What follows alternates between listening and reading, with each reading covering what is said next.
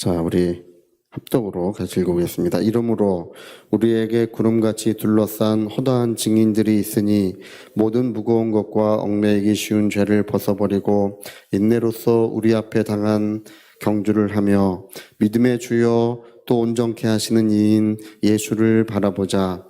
그는 그 앞에 있는 기쁨을 위하여 십자가를 참으사 부끄러움을 개의치 아니하시더니 하나님 보좌 우편에 앉으셨느니라. 아멘. 네, 원래 이 성경은 에덴 동산에서 시작해서 성경이 시작되죠. 시작해서 새 예루살렘 성까지, 새 예루살렘 성, 하늘에 있는 밝은 정금으로 돼 있는 성이 있어요. 우리가 아직 한 번도 가보지 않은 이 지구 너머 또 우주 너머 저 영원한 하나님의 세계가 펼쳐져 있는데 그 영원한 하나님의 세계에 거룩한 성이 있다는 것입니다. 그 거룩한 성까지 이제 그 인간은 여기서 출발하여 여기 도착하는 것이 성경의 이야기예요. 출발해서 오늘 집에서 출발하셔가지고 교회까지 오셨겠죠? 이렇게 출발해서 에덴 동산에서 출발해서 여기 새 예루살렘 성까지 도착하는 이야기, 이게 이제 성경이에요. 여기서 출발해서 저까지 가는데, 근데 이제 그냥 가는 것이 아니고 우리 창세기 3장에 보니까 이제 에덴 동산에서 사람들이 쫓겨날 때 하나님께서 너는 너의 근본된 토지를 갈아라. 그러니까 너가 이제 흙에서 나왔는데 흙이 너의 근본이라는 거예요.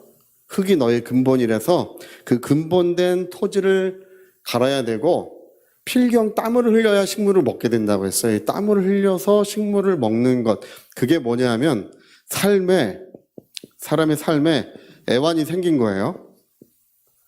인생이 70이요 강건하면 70이요 뭐 이런 얘기 있죠.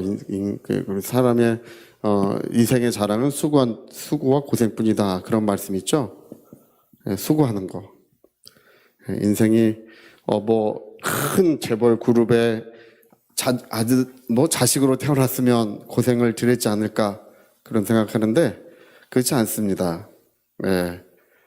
이 세상을 사는 동안에는 누구도 삶의 애환을 가지게 되고 고생하며 살게 돼 있어요. 고생 없이 사는 사람 별로 없고요. 그리고 죽을 병 한 번 안 들어보는 사람도 별로 없어요. 죽을 병 한 번씩은 거의 들어봐요, 사람들이. 그래서 또 살아있으니까 지금 다 여기 계신 거겠죠?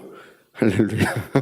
그러니까 내가 에덴 동산에서 쫓겨나면서 너의 근본된 토지를 갈고 필경 땀을 흘려야 식물을 먹을 것이라고 하는 그 말씀은 너가 이제 이 세상 사는 동안에 고생 많이 할 거야, 그 얘기예요. 너가 삶의 애환이 있을 거야. 너 인생 사는 동안에 고생 많이 할 거야. 저도 6살 때까지는 행복했어요. 할렐루야. 6살 때까지는 철도 없고 부모님이 다 잘해주시니까 행복했지만 7살 때는 이제 교통사고 당해서 다리가 하나가 부러지는 바람에 이제 병원에 오래 있었어요. 그리고 8살 때 이제 학교에 들어가면서부터, 그때 이제 제가 아무것도 모르고 학교 들어갔지만 학교 들어가면서부터 이제 인생 종친 거예요. 그때부터는 이제 죽는 날까지 고생하며 사는 거예요. 그냥 고생하며 사는 거야. 사람 뭐 있나요? 먹기 위해서 사냐, 살기 위해서 먹느냐, 그런 얘기 하잖아요. 뭐가 맞나요? 먹기 위해서 사는 거예요? 살기 위해서 먹는 거예요? 고생하며 사는 것입니다. 고생하며 사는 거예요.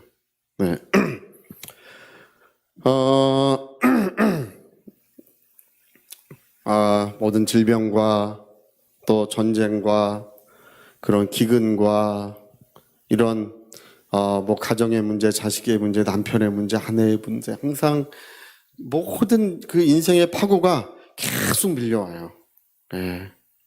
그리고 인생이 뒤로 갈수록 더 좋아지는 것이 아니라, 우리 잠언서 12장에 그 기록이 돼, 전도서 12장에 그 기록이 되어 있지 않습니까? 인생이 뒤로 가면 뒤로 갈수록 비 온 뒤에 비가 오고 그 좋은 날이 오지 않는데요. 인생이 뒤로 갈수록 좋은 날은 오지 않는데요. 예. 허리가 아팠는데 다리까지 아프고 이렇게 이제 소화도 잘 안 되고 뭐 이렇게 되는 거예요, 다. 아유, 옛날에는 뭐 저기서 저까지 막 뛰어다녔는데 이제 걸어가기도 힘들고 높은 데 올라가기도 이제 좀 무섭고 뭐 이렇게 사람들이 점점 다 그렇게 인생이 뒤로 갈수록 좋아지는 게 아니라 옛날에는 노래도 잘 불렀는데요. 뭐 이런 분도 있어요. 노래도 잘 불렀는데 지금은 목소리가 이렇게 좋지 않아요. 예. 옛날엔 거울 보면 좀 흐뭇했는데 이제는 거울 보는데 흐뭇함이 없어요. 옛날 사진 얼마 전에도 저희 목사님들 모였는데 사진을 이렇게 보여줘요. 그래서 어떤 목사님 보여서 이게 뭡니까? 이렇게 자기 옛날 사진이래. 저도 얼른 꺼내서 옛날 사진 보여줬어요. 할렐루야. 예. 제가 이래봬도 옛날에는 꽤 괜찮았어요. 그래. 네, 고맙습니다. 할렐루야. 네, 고맙습니다. 네, 그래. 네, 아직 안 죽었죠? 아직 괜찮아요. 자, 하여튼 그렇습니다. 그러니까 이 흙을 내가 흙에서 내가 너의 근본된 토지를 가로라. 그리고 필경 땀을 흘려야 식물을 먹으리라. 이 말씀이 고생 많이 하며 살 거야. 내가 이 세상을 사는 동안에 눈물 한 바가지를 흘려야 이 세상을 다 지나가게 될 거야. 이런 말씀을 하시는 거예요. 그리고 우리 시편에 보면 우리의 눈물을 호리병에 담아주신다고 그런 말씀도 있어요. 네. 기념 호리병에 담아주신다는 말씀이 있어요. 그러니까 그렇게 고생한 걸 하나님이 알아봐 주신다는 거죠. 그래, 네가 이 땅에서 고생 많았다. 우리 눈물을 닦아주신다는 말과 똑같은 말이에요. 그 호리병에 담아주신다는 말이 그래, 네가 이 땅에서 고생 많았지. 수고 많이 했다. 이제 그 얘기예요. 근데 에덴 동산을 떠나서 고생하며 사는 것. 그리고 너는 흙이니 다시 흙 속으로 돌아가라. 흙에서 내가 취함을 입었기 때문에 다시 흙으로 돌아가라. 이게 이제 고생하며 살다 흙으로 돌아가는 이야기 뭐 이렇게 돼 있는데 그러나 그것으로 끝나지 않고 이제 역까지 가는 거예요. 역까지 꼭 가야 되는 건데 여러분 우리의 인생길은 우리가 이 길로 가야 돼. 이 길. 이 길로. 역까지 가는 이 길로 가야 돼요. 우리 오늘 2절에 보면 믿음의 주요 온전케 하신 예수를 바라보자 이렇게 돼 있죠. 예수님이 뒤에 있는 영광을 바라보시고 앞에 있는 고통을 참으셨다고 돼 있잖아요.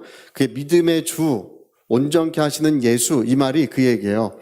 예수님이 이 길을 십자가를 통해서 이 길을 가셨는데 길이 이거 하나밖에 없다는 뜻이에요. 이게 믿음의 주 그분이 가신 그 길 한 길밖에 없다는 뜻이에요. 그래서 예수님 믿음의 주님이세요. 예수님만 바라보고 예수님만 따라가야 되는 거예요. 길이 두 개가 없어요. 두 개나 세 개쯤 있으면 좋은데 그래 좀 착하게 살았지. 너도 착하게 사는 사람도 오고 그래 세상에서 공헌도 많이 했어. 뭐 민주화 운동하다 죽는 분도 있고 독립운동하다 돌아가시는 분도 있잖아요. 그 뭐 세상에서 공로를 많이 했어. 그래 그런 사람도 들어오고 이러면 좋은데 이런 길이 없어요. 길이 하나밖에 없어.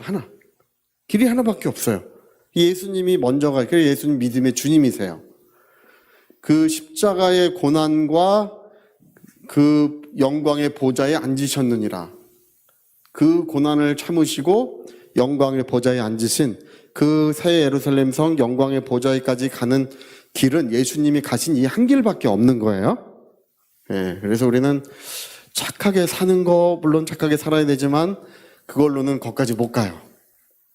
또 뭐 세상에서 우리가 뭐 훌륭한 공헌을 할 수 있어요. 독립운동 하셨고 독립운동 하다가 세상 떠나신 분들 그런 훌륭한 분들 많잖아요.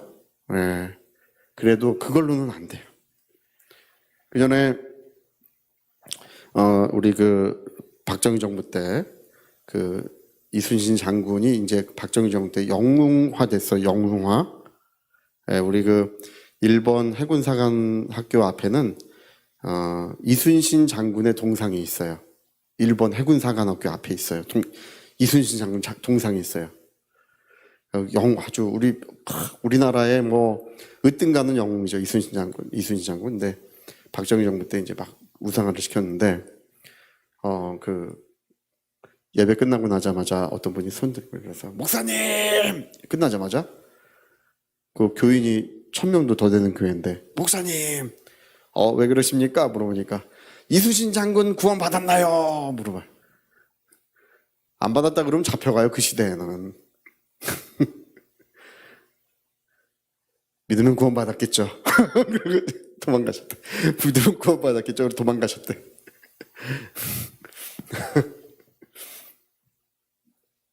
하여튼 길이 뭐 민족을 구하고 나라를 구하고 다 훌륭한 분들이시죠. 또 한글을 만들고 뭐 이런 세종대왕 너무 훌륭한 분들이시지만 그러나 뭐 너무나 선하게 살고 자녀를 위해서 희생적으로 살았다 할지라도 또는 나라와 민족을 구하고 그렇게 훌륭한 일을 했다 할지라도 그래도 그게 길이 아니라는 거예요. 예수를 바라보자. 예수를 바라보자. 그분만이 믿음의 길을 우리에게 주신 분이셔요. 네. 앞에 있는 고난을 참으시고 영광의 보좌에 앉으신 그분의 이야기. 그게 예수님이 믿음의 주님이신 거예요. 그래서 오늘 여기서부터 저까지 가는데 우리가 이 구약 성도들은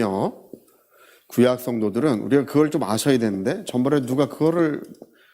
이번에 누가 물어보시더라고요. 구약이 뭐고 신약이 뭔지를 물어보시더라고요.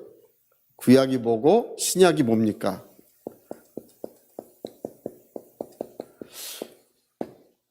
여러분 그 전세계약서 같은 거나 뭐 그런 계약서 쓰잖아요. 예를 들어 전세계약서 같은 거 쓰면 2년짜리 예를 들어 2년짜리 계약서를 썼다고 생각해 보세요. 2년짜리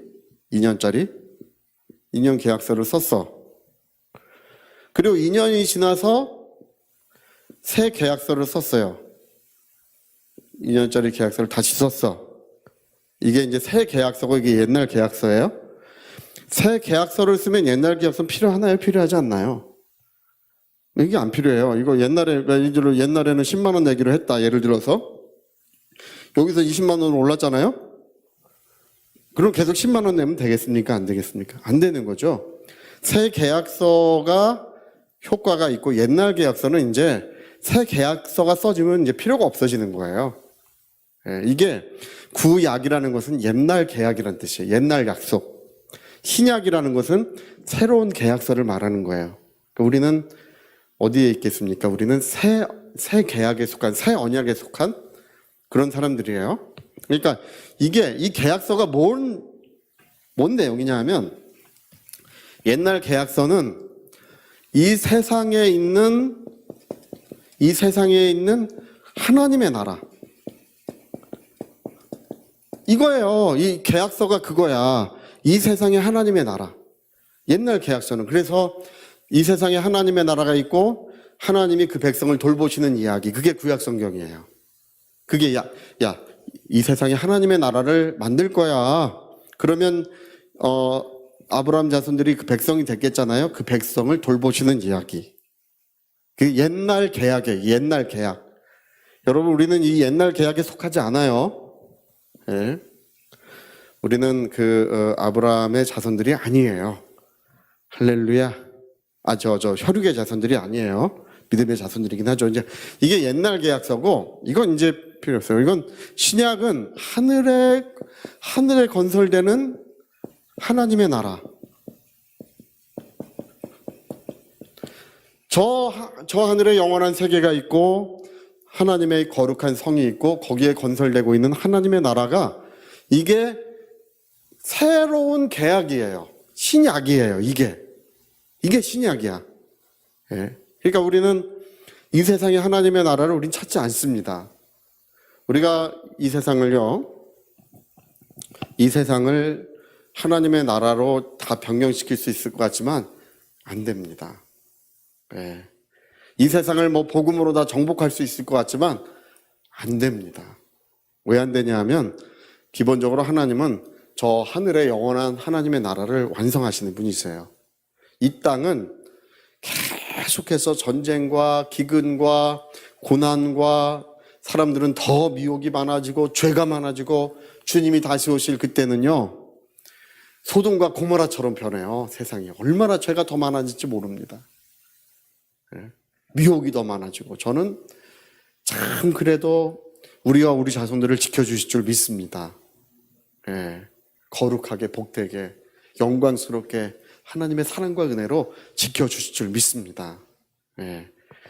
근데 우리는 이 새 언약에 속한, 그래서 우리는 여기에 약속을 받은 사람들이고, 저 하늘의 영원한 나라의 약속을 받은 사람들이고, 이들은 이 세상에 있는 것에 대해야만 약속을 받았지 이 약속을 받지 못했다는 거예요. 이걸 약속받지 못했어요. 근데 이 사람들이, 우리 오늘 성경 읽어보니까 이 사람들이 어떻게 했냐 하면, 멀리서, 우리는 이제 분명히 알아요. 하늘에 새 예루살렘 성이 있다는 것을 아주 너무 구체적으로 잘 알아요. 천국 갔다 온 사람도 심지어 많이 있어요. 할렐루야. 저도 가보려고 몇 번 기도해 봤어요.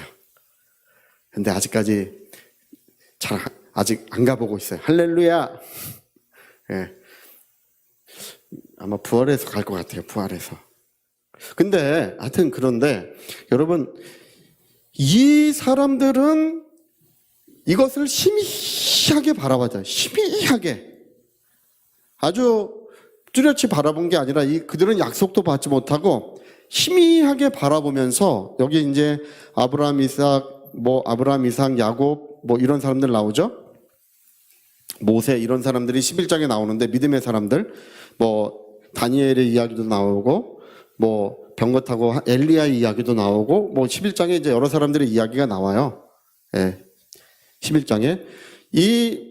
이들은, 그 믿음의 실상을 가지고 있었다는 거예요. 실상과 증거를 가지고 있었다는 거예요. 그러나 그들이 희미하게 저걸 바라보고, 인생 나그네 길을 걸어서 이제 여기를 가려고 했는데, 이들은 그래서 이 주님과 함께 이제 고난받는 삶을 이렇게 살아왔다. 이 믿음의 실상과 증거를 가지고 고난받는 삶을 살아왔다. 왜?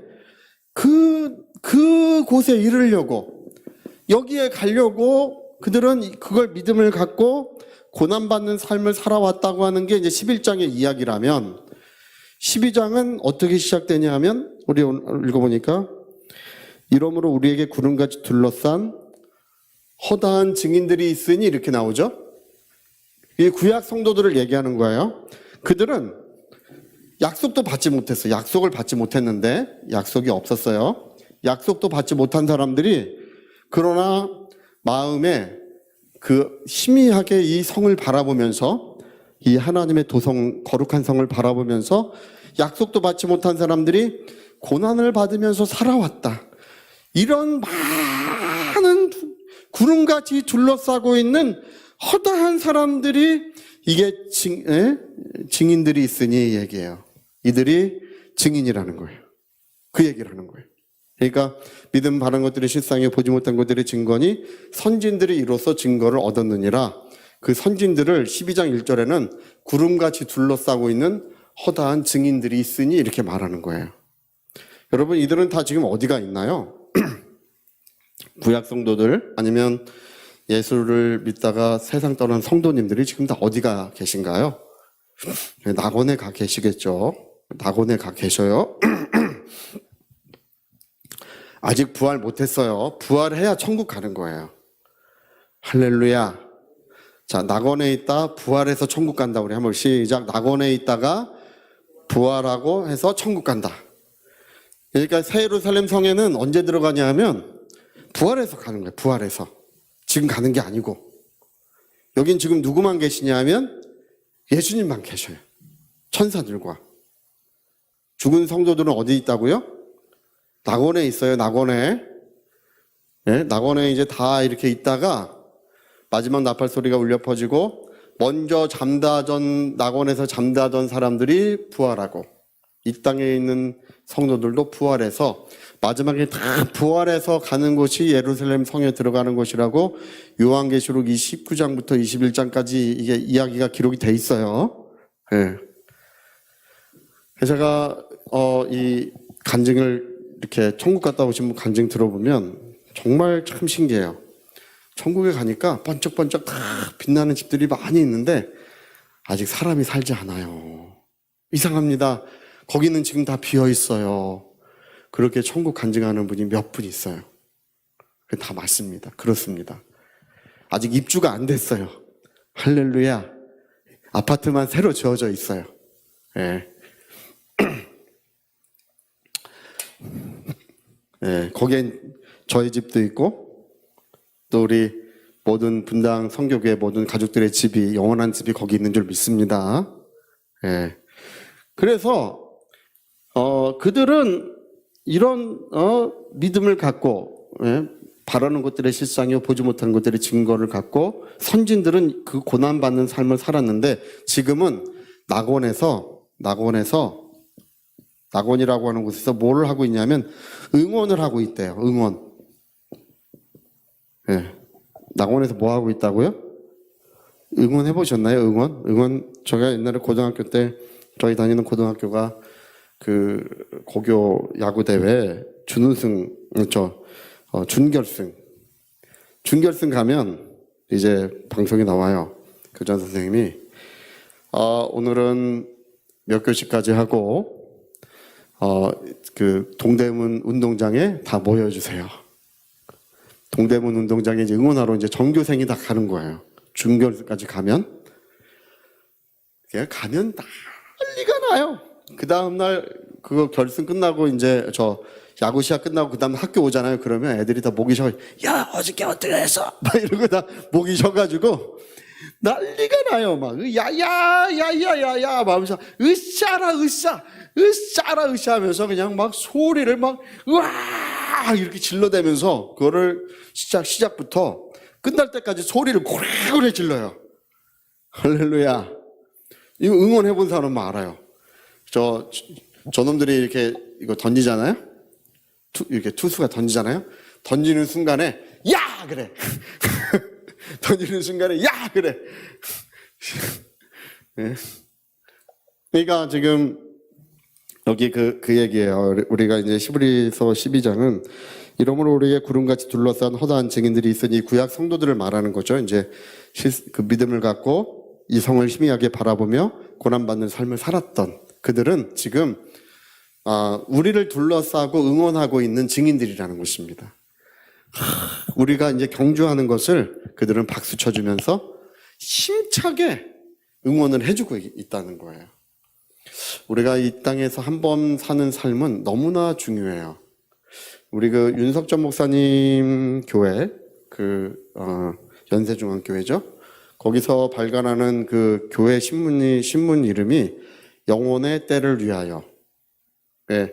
우리 그 순복음교회는 행복으로의 초대잖아요. 그렇죠?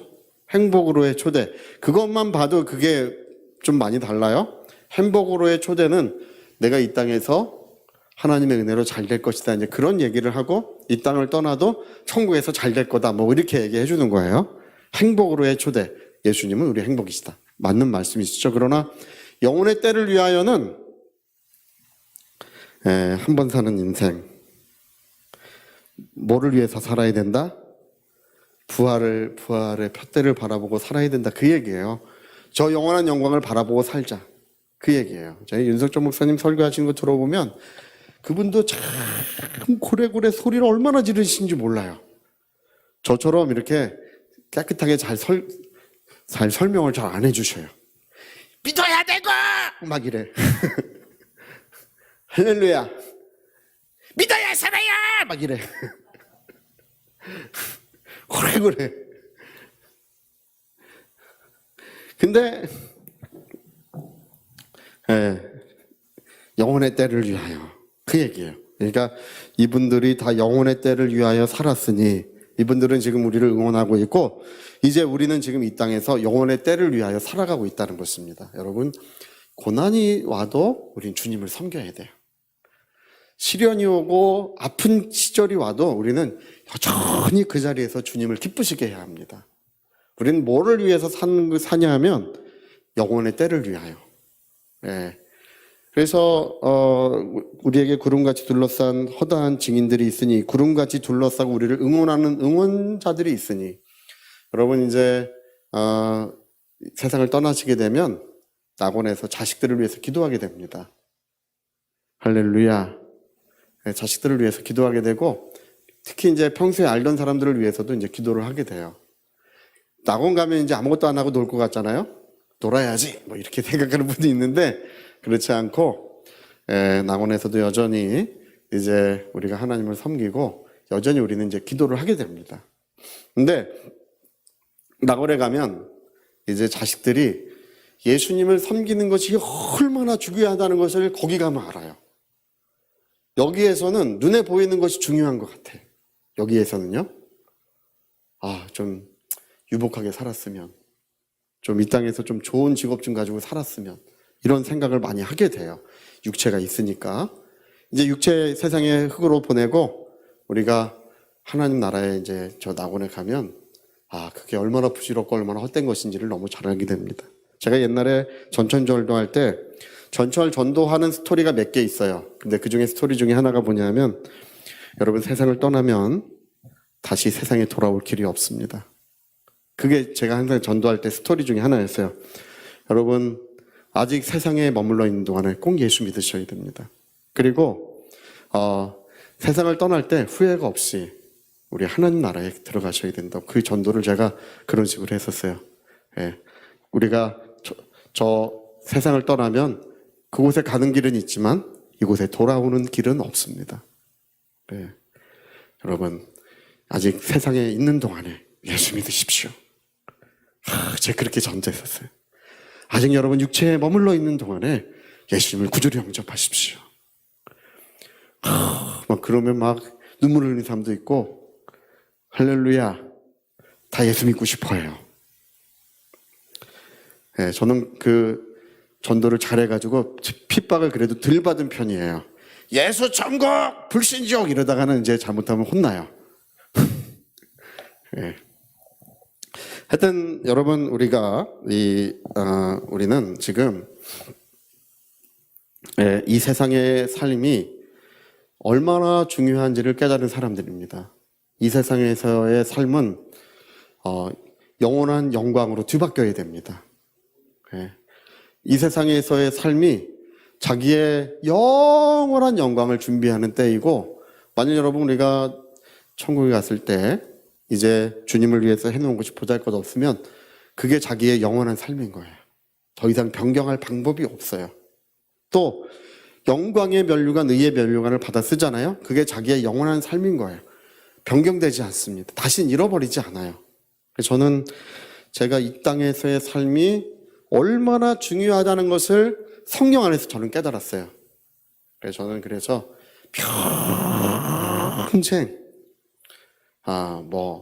세상 영광 이런 거 바라보지 않고 저는 믿음의 주요 온전케 하시는 분이신 예수만 바라볼 것입니다. 그리고 앞에 있는 고난을 참으시고 영광의 보좌에 앉으신 그 길을 뒤따라 갈 거예요. 여러분 영광의 보좌에 이르는 길은 오직 그 하나밖에 없습니다. 예수님이 먼저 가신 길을 따라가는 것. 요한복음에 보면은 이렇게 너희는 나를 따라오라. 요한복음에 내가 저 하나님 나라로 갈 것인데 너희는 나를 따라오게 될 것이다. 이 따라오라고 하는 말이 꼭 부를 때만 쓰지 않으셔요.